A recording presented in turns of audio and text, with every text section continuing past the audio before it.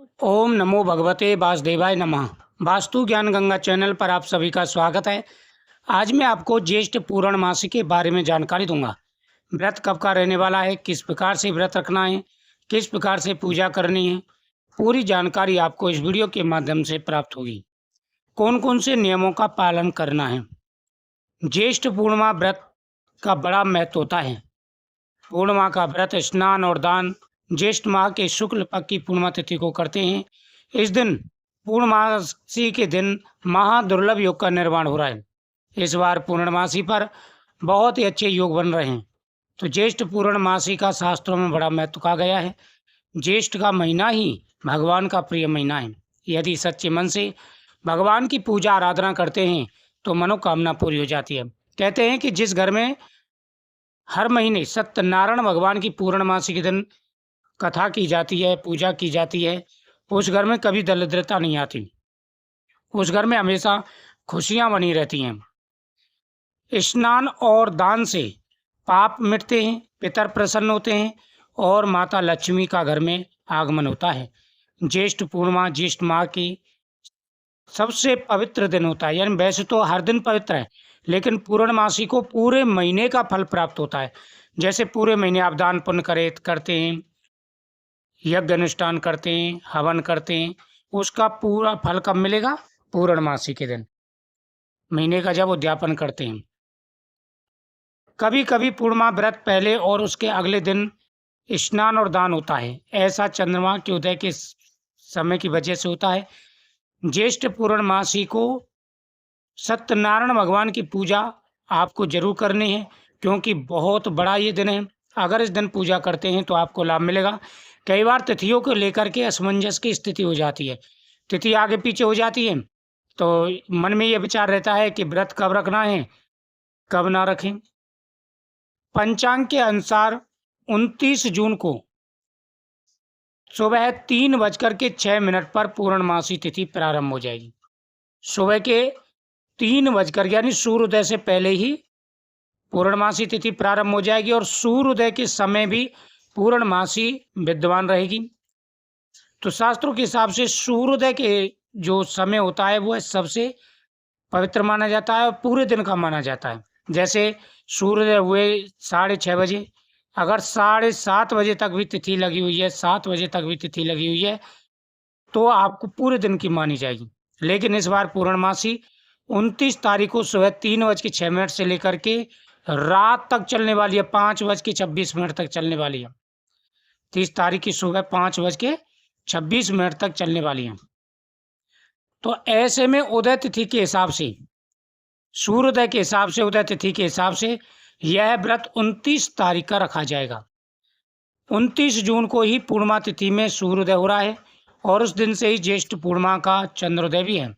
यानी चंद्रमा भी उसी दिन को निकलेगा, कि चंद्रमा निकलेगा उस समय पूर्णमासी विद्यमान रहेगी और सूर्योदय के समय भी विद्यमान रहेगी। तो इसी समय हिसाब से 29 जून को ही पूर्णमासी का व्रत रखा जाएगा।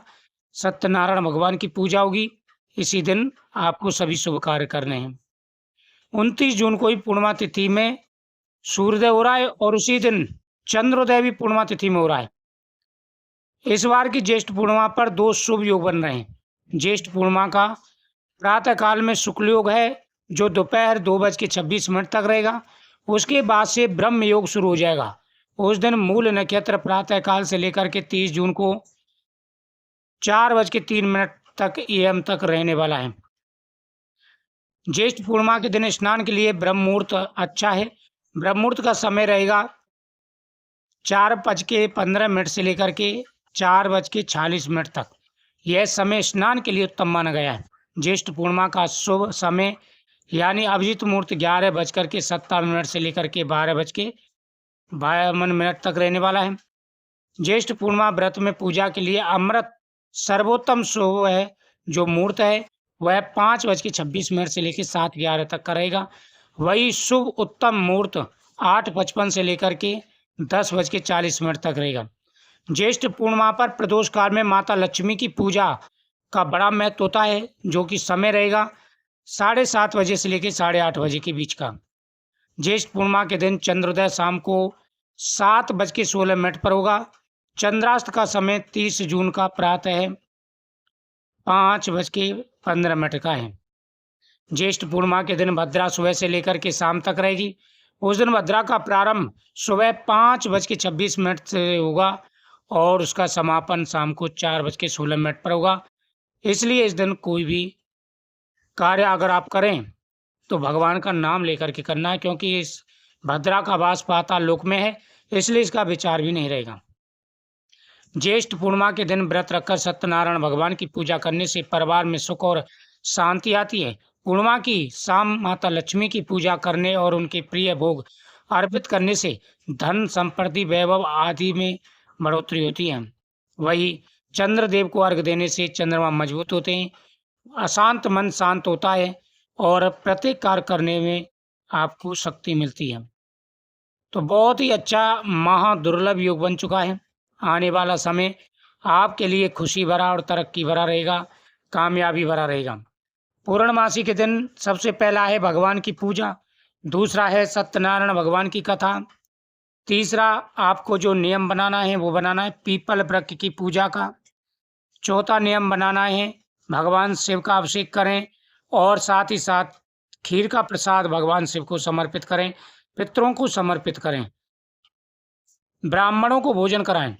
बड़ा महत्व होता है, आप ब्राह्मणों को भोजन कराएं, इससे आशीर्वाद प्राप्त होगा और आपकी मनोकामना पूरी होगी। तो महादुर्लभ योग का निर्माण हो चुका है। पूर्णमासी का जो व्रत है 29 तारीख का ही रहेगा, 29 तारीख को ही आपको व्रत रखना है। नियमों का पालन करना बहुत ही जरूरी है। यदि आप नियमों का पालन करते हैं तो आपको लाभ मिलेगा। सबसे पहला नियम कि इस दिन घर में तामसिक भोजन नहीं बनना चाहिए। घर के अंदर तामसिक भोजन नहीं बनना है, इस बात का विशेष रूप से ध्यान रखें। उसके अलावा घर में कलेश लड़ाई झगड़ा नहीं होना चाहिए, घर पर आए हुए किसी का अपमान नहीं करना है और झूठ नहीं बोलना है। इन नियमों का पालन करना बहुत ही जरूरी है। यदि नियमों का पालन आप करते हैं तो आपको पूर्ण लाभ मिलेगा, आपकी मनोकामना पूरी होगी। जो भी अड़चनें जीवन में आ रही हैं, समस्याएं जीवन में आ रही हैं, सारी समस्याएं दूर होंगी। भगवान प्रसन्न होकर के आशीर्वाद देंगे। तो महादुर्लभ योग बन चुका है। आने वाले समय में कई प्रकार की खुशियां आपको मिलने वाली हैं, तरक्की और कामयाबी आपको मिलने वाली है। इस दिन अगर आप चाहें तो हवन करें, एक छोटा सा हवन जरूर कर लें। जो भी मंत्र आप पे आते हैं उनको बोल करके आप हवन कर लें। इससे घर की नकारात्मकता खत्म हो जाती है, घर में खुशियाँ आती हैं, सुख और समृद्धि आती है, हर प्रकार की मनोकामना पूरी हो जाती है। तो वीडियो को शेयर करें, चैनल को सब्सक्राइब करें, कमेंट में ओम नमो भगवते वासुदेवाय नमः जरूर लिखें। भगवान आपकी हर मनोकामना पूरी करेंगे।